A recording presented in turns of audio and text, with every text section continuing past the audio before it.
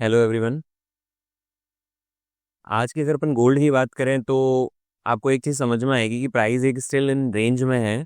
और कल भी मैंने वीडियो में आपको मतलब बताया था कि आपको ना तो बाइंग प्लान करनी है ना सेलिंग प्लान करनी है। एक्चुअल मार्केट में कल गिरते गिरते मार्केट ऑलमोस्ट मतलब आपके साइकोलॉजिकल लेवल 3200 पे आया था और वहाँ से प्राइस वापस अपसाइड मूव दी है। और यहाँ से मैंने वैसे बाइंग की ट्रेड नहीं प्लान की है। इसके पीछे लॉजिक ये था कि मतलब है ना मार्केट बहुत ज़्यादा स्लो डाउन था, मार्केट में कोई वॉल्यूम ही नहीं थी। और मैं नहीं चाहता कि मेरी ट्रेड में मेरे को इतना बैठना पड़े। ये 15 मिनट की कैंडल है, मार्केट आपको समझ में आएगा ऑलमोस्ट मतलब है ना 2 घंटे में मतलब प्राइस $10 $15 चली जो सिंगल कैंडल्स बनती आई है। तो इस वजह से यहाँ से अपनी ट्रेड प्लान नहीं की है। बाकी मतलब आपकी ट्रेड प्लान बाकायदा होती है यहाँ पर, क्योंकि साइकोलॉजिकल लेवल है। आपको एक चीज़ समझ में आएगी, यहाँ पर एक बुलिश इंगल्फिंग पैटर्न भी बन रहा है, तो यहाँ से चीज़ें सारी मतलब है ना अपडेट मिलती है। देन आपके टारगेट रहते हैं यहाँ पर 312-13। कुछ स्टूडेंट्स ने अपने यहाँ पे ट्रेड ली भी है, मेरे को भेजा भी है। बट हाल फिलहाल यहाँ पे मैं अगर बात करूँ तो अभी का करंट का क्या सिनेरियो है, मेरे को अपसाइड के मूव अभी तो नहीं दिख रहे हैं। अगर मैं आज की बात करूँ ना, आपके लेवल वो सेम रहने वाले हैं जो मतलब पहले अपन ने डिस्कशन किए थे, क्योंकि मतलब अभी तक प्राइस है ना स्टिल इन रेंज ही है और कोई प्रॉपर मतलब स्ट्रक्चर नहीं बने हैं। और न्यूज़ भी कोई अभी इतनी इम्पैक्टफुल है नहीं कि मतलब है ना इस हफ्ते की न्यूज़ के बेस पे भी आपको ट्रेडिंग के कुछ सेटअप्स मिल जाए। अभी हाल फिलहाल मैं बात करूँ तो अभी करंट मार्केट का क्या सिनेरियो है, मेरे को लग रहा है कि मतलब बाइंग प्रेशर स्टिल अभी खत्म हो गया है। और अगर देखो यहाँ पर एक आपको ये ना पीओआई लेवल और मिलेगा जहाँ से प्राइस ने एक सपोर्ट भी बनाया देन रेजिस्टेंस भी बनाया, तो मैं एक और यहाँ पर लेवल हल्का सा छोटा सा मार्क कर देता हूँ जहाँ पर अभी प्राइस है और बहुत छोटी छोटी कैंडलें बना रही है। अब देखो, एक चीज ध्यान रखना यहाँ पर, 3212 से लेकर मतलब आपका ऑल टाइम हाई है, इसके बीच में आपको बाइंग प्लान नहीं करनी है। ध्यान से सुनना, इसके बीच में आपको एक बाइंग प्लान नहीं करनी है। इसके पीछे लॉजिक ये है कि मतलब है ना प्रॉफिट बुकिंग होने के हाई चांसेस है।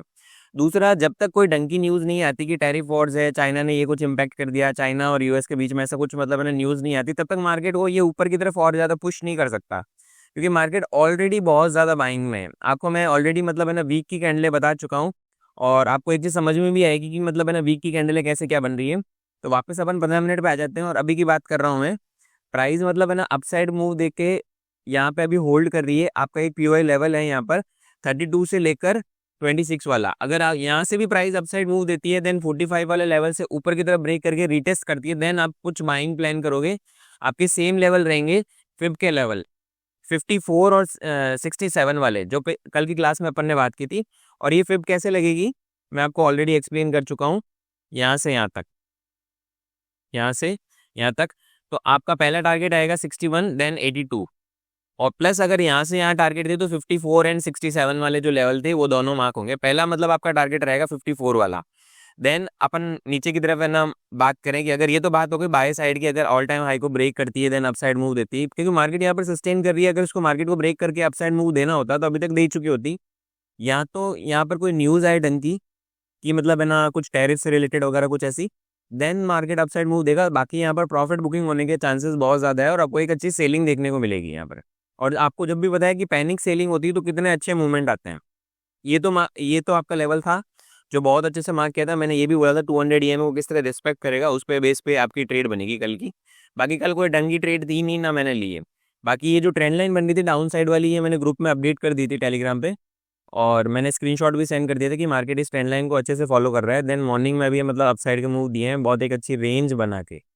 अभी अपन बात कर रहे हैं कि आज का क्या सिनेरियो है। आज का सिनेरियो यही है कि मैंने पहली चीज़ तो बताई कि बाई साइड के प्लान करोगे तो यहाँ इस पूरे जोन के अंदर आपको कोई ट्रेड नहीं लेनी, ना बाय लेनी ना सेल लेनी अभी तक भी, क्योंकि प्राइस अभी भी मतलब उसी जोन के अंदर ही है और कोई क्लियर मतलब आपको डायरेक्शन नहीं है अभी।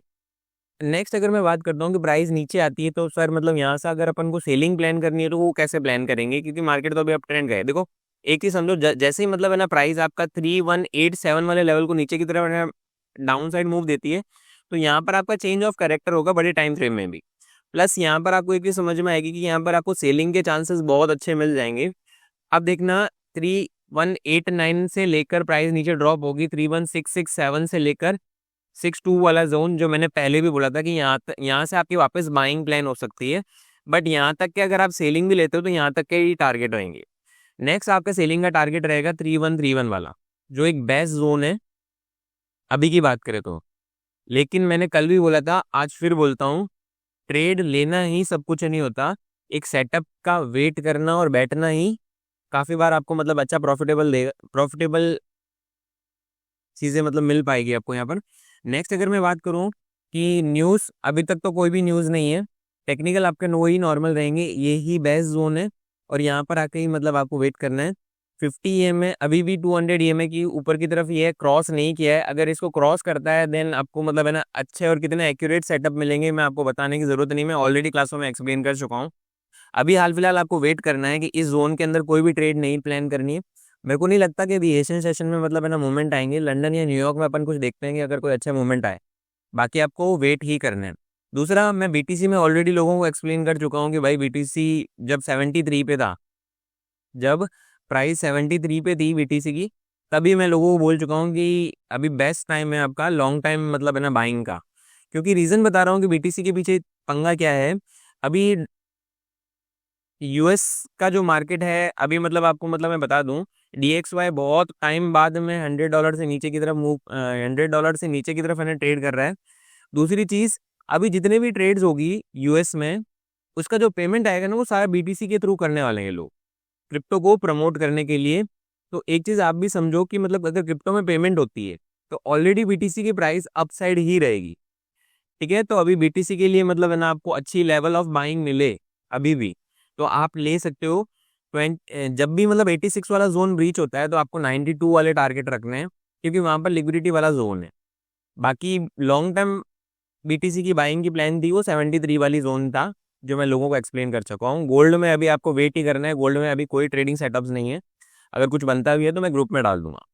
Thank you so much.